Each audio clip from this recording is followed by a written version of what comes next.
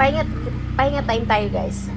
Kaya ako dito sa may little mini sofa bed.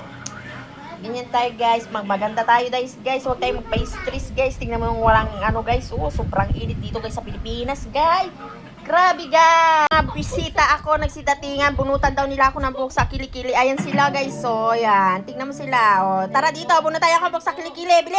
So, ayun guys. Nung pagalis nila, linis ako ng aking katawan. Kasi nangangati na ako. Gamit ko ang Himalayan salt. Kasi nagkakaroon ako ng skin allergy, skin asthma ko, nag-trigger na naman siya guys. So ayan, dinidemo ko siya sa inyo. Gamit ko ang Himalayan salt.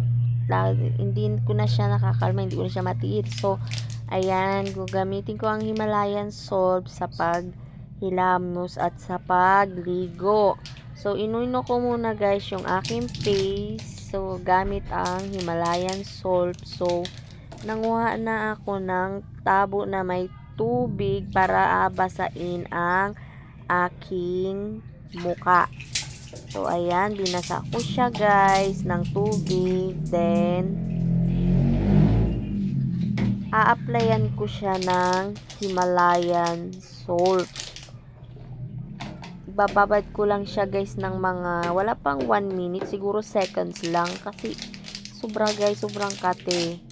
Hindi ko na siya gayantisin. Kaya ayan, kailangan ko na ng tulong ng Himalayan salt sa skin asthma ko. So, sa mga may skin asthma dyan, i-recommend ko sa inyo itong product na to. Effective po siya. Nakakakalma po siya ng pangangate. Sa katulad kung may ganito po na sakit.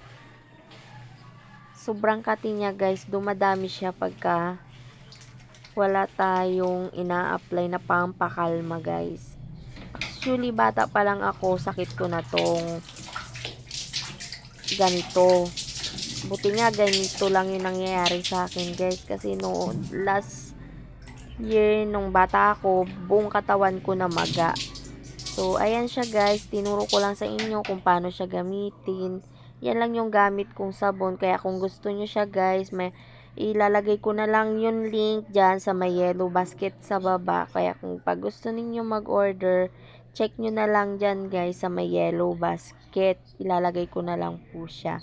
Yan lang po ang gamit kong sabon na nagpapakalma sa skin asthma ko guys, na sakit ko sa balat. Yan lang siya guys, Himalayan salt, kasi yan may kasama na siyang asin at tawas. So yun lang guys, ayan, gamit ko sa buong katawan. Kaya, kung gusto mo na guys, yan ang i-recommend ko kung masakit na ganito sa katulad kung may skin asthma. Kasi sa sobrang init guys, yan talaga, nag-trigger talaga yung balat ko, nangangati siya. Kaya, meron din naman akong iniinom na gamot